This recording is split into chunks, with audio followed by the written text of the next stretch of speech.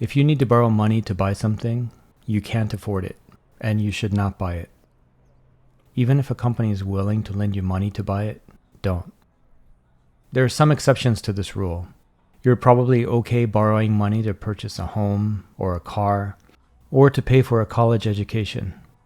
But even these purchases should be made with the utmost care and consideration for what you can reasonably afford.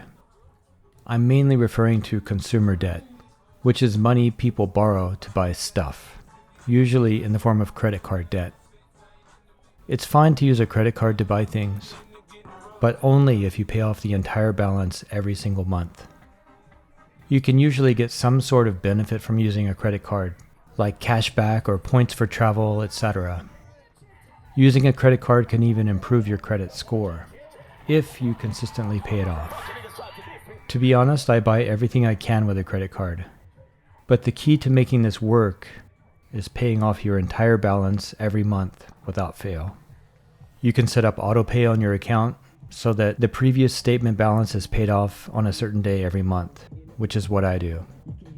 If you can't yet afford to take that approach, you should diligently track your money, set a budget, stay within that budget, and make 100% certain that you pay off your credit card balance every month. Paying even $1 of interest on a credit card is too much. If you take away only one thing from this lesson, make it this. Carrying a credit card balance is the most common and effective way to guarantee you'll stay poor your entire life. The only worst thing you can do is gamble or use a payday loan service, neither of which I would ever consider as an option.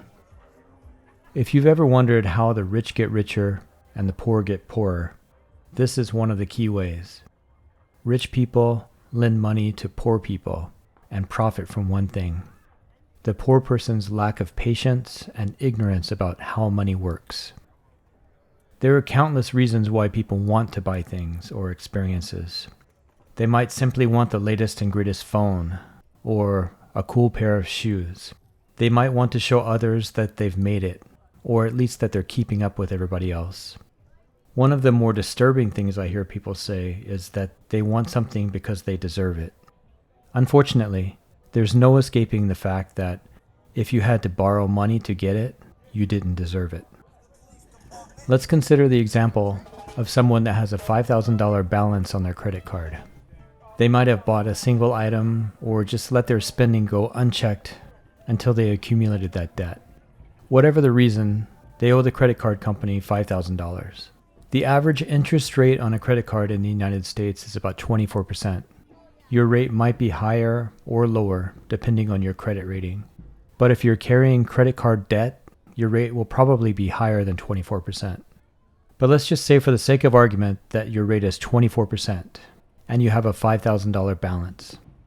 As I mentioned before, you should pay off that entire amount immediately. But what happens if you don't? What happens if you pay the minimum payment requested by the bank? If that amount is $100 per month, for example, and you continue to pay $100 each month, you will never pay off that $5,000. In fact, in 10 years, your balance will still be $5,000. And over those 10 years, you will have paid the bank $12,000 in interest. So what you originally bought for $5,000 will have cost you $17,000. And it will continue to cost you every month until you do pay off that balance. An even worse scenario is when the bank tells you your minimum payment is $50. In this example, not only would you not pay off the debt after 10 years, but your credit card balance would have ballooned to over $29,000 by that time. You would have paid more than $30,000 in interest over those 10 years. When you account for the $6,000 in minimum payments over that time, it means that the $5,000 worth of stuff that you just had to have 10 years ago will end up costing you more than $35,000. And it will continue to cost you more and more every month until you pay off that $29,000 balance. Realistically, this is not likely to happen, primarily because your minimum payment would go up over time, and your credit card company is not likely to let you carry such a high balance if you're that irresponsible with your money. However, these companies will absolutely string you along and encourage you to maintain a balance so that you'll keep paying them interest forever, all to satisfy some long-forgotten need for instant gratification. If you have credit card debt, do everything you can to pay it off as soon as possible. If you can't pay it off right now, then pay as much as you can every month until you do. In the previous scenario, a payment of $1,000 per month would pay off the debt within 6 months, and $500 per month would pay it off within a year. In the meantime, until you have completely paid off your debt, you need to stop buying more stuff. Every dollar you spend on new stuff just increases the price of the stuff you already bought. On top of this, I've ignored the fact that each month, before spending any money on stuff that you want, you should have already set aside some money in savings that you never touch. The amount will vary based on your situation, but it should be as much as possible, and at least 10% of what you earn. But that's a topic for another time. If you have credit card debt, pay it off as soon as you possibly can. After that, never let yourself fall into that trap again. This alone can mean the difference between a life of abundance and a life of scarcity and hardship.